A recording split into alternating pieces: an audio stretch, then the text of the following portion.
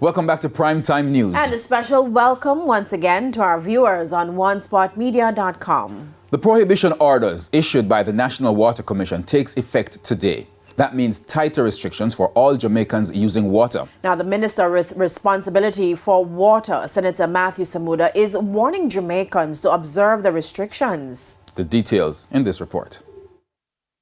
No indication has been given for when the prohibition order will end.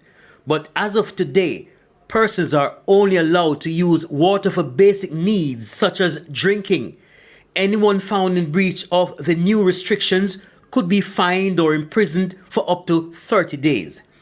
The National Water Commission absolutely prohibits in all areas of the island of Jamaica served by drought-affected water supply systems the use of water supplied by or obtained through the pipes of the Commission for irrigation and watering of gardens, lawns, grounds and farms, refilling or supplying of ponds or swimming pools, and or use other than normal domestic services such as drinking, cooking, washing, bathing and sanitation. Kingston and St. Andrew are among the parishes hardest hit by the ongoing dry spell.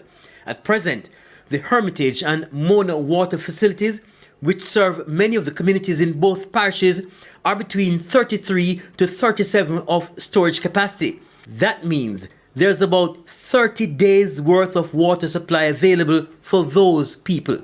Water Minister Senator Matthew Samuda explained that the recent rains didn't really help. Though Jamaica has experienced some increased rainfall in recent weeks, it is neither evenly distributed or sufficient to provide respite for affected communities.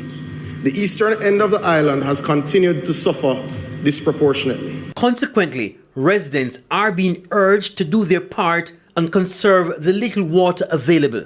But what of the criticisms that the authorities aren't doing their part, especially when it comes to responding to reports of broken mains? The Water Commission takes no pleasure out of seeing a leak, especially knowing the numbers. There is no pleasure in seeing water run on the road, and we do respond as quickly as possible. In fact, at the parish levels, we've been working very closely with municipal contractors and with NWA teams to ensure we're able to respond faster. Through the near $150 million state-led program, water will continue to be trucked to some of the areas worst affected by the ongoing dry spell.